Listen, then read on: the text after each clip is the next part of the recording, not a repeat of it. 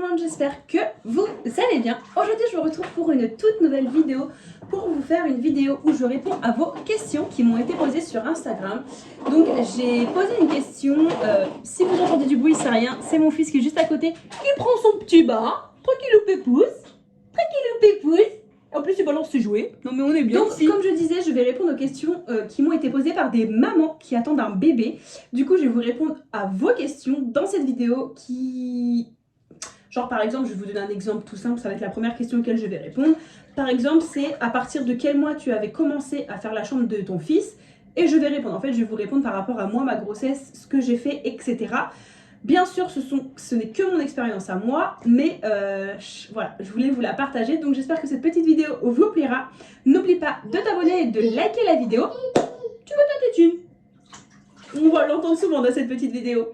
Et donc du coup, première question qui m'a été posée, c'est à partir de quand j'ai commencé la chambre de mon fils. Donc la chambre de mon fils, sachant que j'ai appris ma grossesse assez tard, je l'avais appris un peu plus de 3 mois. Je l'ai commencé sur les coups de 6 mois, 7 mois. Je trouve que c'est plutôt bien. Enfin moi je trouve que déjà il faut attendre de passer le cap des 3 mois. On dit que ça peut un peu porter malheur, donc ça voilà, chacun y croit ou quoi. Et moi je trouve que 6-7 mois c'est un bon délai, parce que quand je trouve que si on commence la chambre trop tôt, la grossesse va paraître hyper longue, alors que en fait c'est que 9 mois, et que 9 mois en soi ça passe super vite. Enfin, moi clairement ma grossesse je l'ai pas vu passer du tout, et j'aurais tellement aimé plus en profiter, parce que j'ai travaillé jusqu'au bout et que j'ai pas spécialement profité, j'ai pas connu spécialement de congé maternité ou quoi. Mais en tout cas, moi, si je pouvais vous donner un conseil, ça serait vers 6, voire même 7 mois. Moi, je l'avais entamé début du 7e mois et ça avait largement suffi pour trouver les décos et tout et être dans les temps. Ensuite, autre question qui est pareil qu'un peu les préparations, c'est à partir de quand j'ai préparé ma valise de maternité. Ma valise de maternité, je l'ai préparée au tout dernier mois. J'étais même pas du tout en avance. Je crois que je l'avais préparée une semaine avant de perdre les os, pour vous dire que j'étais pas du tout en avance. Moi je suis pas avec quelqu'un... Maintenant avec mon enfant, avec mon petit loup, je suis beaucoup plus organisée, mais toute seule j'étais pas du tout organisée. Mais voilà, une valise ça se prépare assez vite. C'était surtout celle de mon fils qui était prête au dernier mois. Je l'ai préparée à 9 mois, mais la mienne je l'ai préparée une semaine avant de perdre les os. Quand je sentais que je commençais à être lourde, à avoir quelques petites douleurs, tout ça, je savais que ça allait pas tarder, que j'étais déjà dans mon 9e mois et que j'allais y passer dans tous les cas dans le mois. Donc voilà, on va dire que la mienne, je l'ai préparée une semaine avant. Sinon, celle de mon fils, je l'ai préparée au 9e mois et j'étais bien. Ensuite, autre question qui m'a été posée, c'est as-tu voulu la péridurale?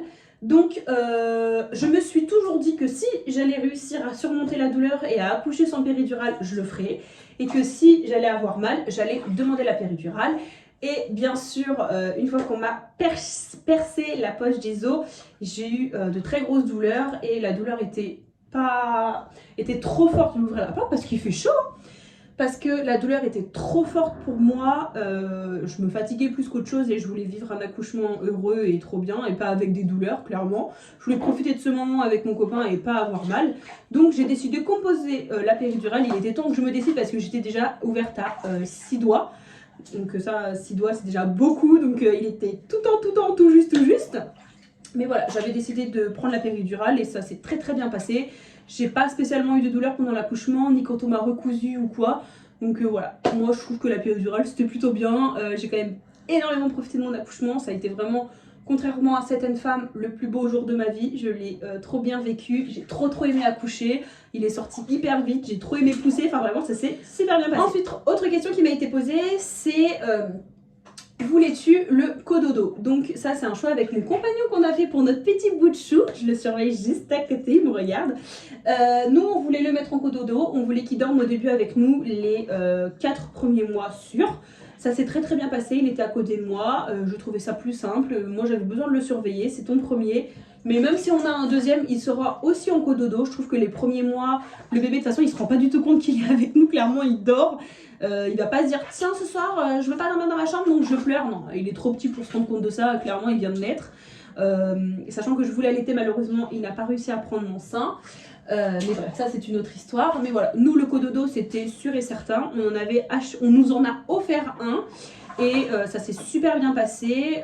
Au bout de 5 mois, 6 mois, il a été dans sa chambre. J'ai réussi à couper le cordon super facilement. Il a fait sa première nuit dans sa chambre qui s'était très bien passée. Donc voilà. Moi, le cododo, c'était un choix avec mon compagnon qu'on voulait faire et on ne le regrette pas du tout et on le fera aussi pour le deuxième. Ensuite, autre question qui m'a été posée, c'est as-tu pris plus de jours que prévu après ton accouchement?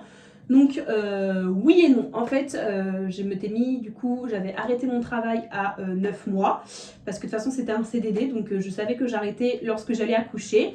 J'ai accouché et ensuite, je suis revenue à la maison et j'ai pris un peu de temps à trouver un travail qui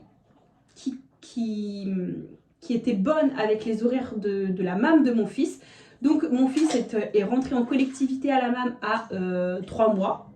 Et j'ai repris le travail au bout de 3 mois. Je sais plus ce que je disais parce qu'on m'a appelé entre temps. Oui, du coup, j'ai repris le travail au bout de 3 mois et c'était très bien comme ça. J'ai pu profiter de mon fils, réussir à lui faire prendre un rythme, etc. Et c'était très bien parce que je ne me serais pas vue reprendre le travail avant. Je peux comprendre que pour certains moments, ce soit hyper difficile déjà de le laisser en collectivité à 3 mois. C'était trop dur pour moi. Mais voilà, j'ai repris à 3 mois parce que je n'avais pas encore trouvé de travail. Mais sinon, j'aurais pris que mon congé maternité. Ensuite, autre question qui m'a été posée, c'est as-tu fait le baby blue, comme on appelle ça si bien? Alors, pas du tout. Je n'ai pas du tout ressenti le postpartum ou quoi. Rien du tout. J'ai été hyper heureuse de mon accouchement, j'étais hyper heureuse du retour à la maison et j'étais hyper heureuse avec mon fils, clairement. J'ai profité de ces 3 mois, j'ai pas du tout ressenti de coup de blues, coup de fatigue ou quoi, vraiment, j'étais vraiment... D'accord mon petit loup, oh, maman est dans une vidéo là, ok, tiens là. J'ai vraiment passé 3 mois incroyables, j'étais pas du tout en mode, oh trop dur le retour à la maison quoi, ça c'est... super bien passé, donc le baby blues je n'ai pas du tout connu, le postpartum non plus. Mes points de suture ils sont partis tout seuls. Le seul truc qui a été un peu douloureux c'est la montée de lait parce que j'avais tiré mon lait au début et après j'ai arrêté. Là il a décidé de faire piscine.